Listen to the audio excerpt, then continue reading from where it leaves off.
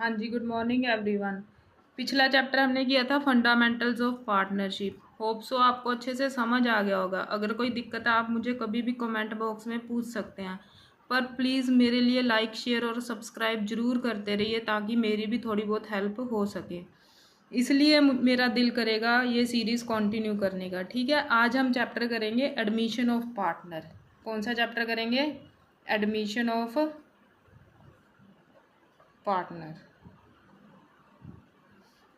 मान लो दो पार्टनर थे ए और बी, ठीक है। वो अपना काम कर रहे थे तो उनको थोड़ा लगा कि एक पार्टनर और आना चाहिए। ए और बी की रेशियो थी 5:3। वो इस रेशियो में प्रॉफिट शेयर कर रहे थे, पर अब उनको लगा कि हमें एक पार्टनर और लेना चाहिए, तो उन्होंने सी को क्या कर दिया, एडमिट कर लिया कि नया पार्टनर बना लिया। उन्होंने लिखा कि सी का शेयर कितना होगा फर्म में, 1/5 होगा, ठीक है।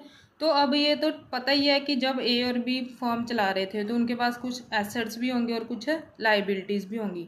पर सी के आने से वो क्या करेंगे, अब पुराने एसेट्स और जो लाइबिलिटीज़ हैं उनकी वैल्यू को दोबारा देखेंगे कि जब सी एंटर हुआ फर्म में तो उस दिन उनके एसेट्स और लाइबिलिटीज़ की वैल्यू क्या थी। ये इसलिए होता है ताकि उनको पता चले कि जब हमने नया पार्टनर एडमिट किया था तो उनकी जो एसेट्स और लाइबिलिटीज़ की वैल्यू उस डेट को क्या थी। पुरानी तो जो चली आ रही थी वो ए और बी की थी, अब नया पार्टनर आ गया तो वैल्यूज़ को रिन्यू करने की ज़रूरत है, रीवैल्यू करने की ज़रूरत है। क्या करने की ज़रूरत है? रीवैल्यू करने की ज़रूरत है। उसके लिए हम नया अकाउंट बनाते हैं जिसका नाम होता है रीवैल्यूएशन अकाउंट। कौन सा अकाउंट होता है? Revaluation account. इसकी दो साइड होती हैं, एक होती है डेबिट, एक होती है क्रेडिट, ठीक है।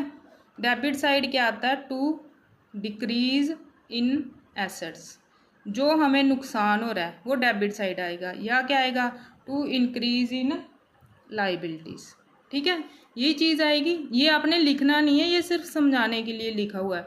क्रेडिट साइड क्या आएगा? जो हमें फ़ायदा होगा बाय इंक्रीज इन एसेट्स, और क्या आएगा? बाय डिक्रीज इन लाइबिलिटीज़, ठीक है। मान लो कि जब ए और बी पहले काम कर रहे थे तो उनके पास बिल्डिंग थी जो 1 लाख की थी। क्या थी? 1 लाख की थी, ठीक है। जब सी आया तो आपको एडजस्टमेंट्स दी होंगी क्वेश्चन में नीचे, जब आपको प्रॉपर क्वेश्चन आएगा, ठीक है। वहाँ पे लिखा होगा बिल्डिंग डेप्रिसिएटेड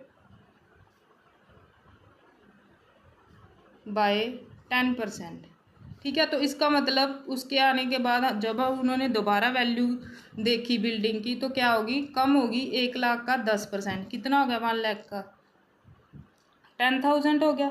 सही है या गलत चेक कर लो, ठीक है। 10,000 हो गया तो कितनी वैल्यू कम होगी बिल्डिंग की? 10,000। तो अब हमने ये कहाँ पे लिखना है? मैंने अभी बताया ना रीवैल्यूएशन अकाउंट, तो लिखेंगे, ये देखो लिखा हुआ ना, टू डिक्रीज इन एसेट्स। तो इधर हमारी बिल्डिंग क्या हो रही है? डिक्रीज ही हो रही है ना, तो कौन सी साइड आएगा? To building. क्या लिखेंगे? To building. कितनी वैल्यू आ जाएगी? 10,000। ऐसे ही मान लो कोई था, क्रेडिटर्स थे 5,000 के, उनको पैसा भी देना था, पर बाद में पता चला वहाँ पे लिखा होगा not likely to arise, adjustment में लिखा होगा नोट लाइकली टू अराइज। अब ये पैसा हमने नहीं देना तो हमारा क्या होगा? ये फ़ायदा हो गया। तो जो फ़ायदा हो गया वो कौन सी साइड आएगा? वो आएगा बाय वाली साइड, बाय क्रेडिटर्स 5,000। तो इस तरह से ये रिवैल्यूएशन अकाउंट बनेगा। और मान लो कोई थे, मोटर कार थी,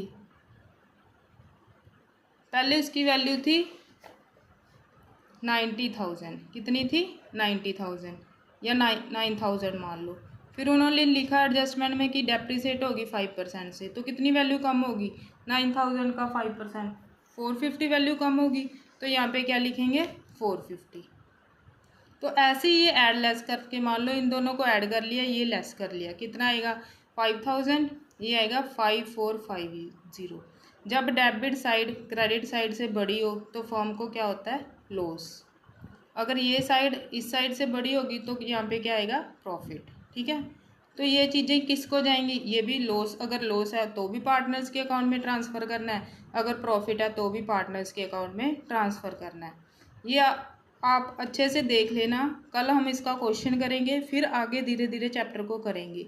इसके बहुत सारे पॉइंट्स होंगे जो आपको समझाने होंगे, वो हम अगली वीडियो में करेंगे। पर please like share and subscribe और कमेंट करते रहिए कि आपको मेरी वीडियोस हेल्पफुल लग रही हैं या नहीं लग रही हैं, क्योंकि मेरे पढ़ाए हुए बच्चों के 100 में से 100 मार्क्स आते हैं अकाउंट्स में। इस साल भी मेरे पास एक लड़की है कोमल, उसके 100 आउट ऑफ 100 मार्क्स आए हैं अकाउंट्स में। रिसेंटली बोर्ड का रिजल्ट आया है ना, अगर आपको चाहिए मेरे पास प्रूफ भी है उसका। Thank you.